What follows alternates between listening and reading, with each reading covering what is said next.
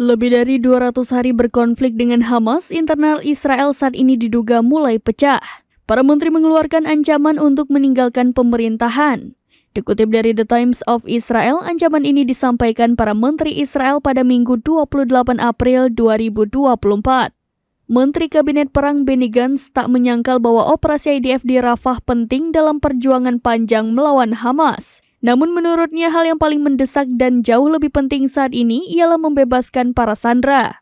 Lebih lanjut dikatakannya pemulangan para sandera butuh dukungan semua lembaga keamanan. Gantz menilai pemerintah tidak memiliki hak untuk terus ada jika pemimpin sayap kanan menghalangi perjanjian untuk mengambil sandera.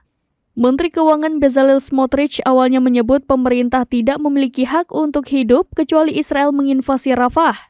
Ia juga menolak proposal gencatan senjata yang dimediasi oleh Mesir.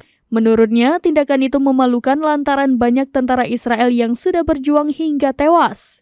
Penolakan terhadap proposal tersebut juga disuarakan oleh rekan Menteri Sayap Kanan Itamar Ben-Gvir.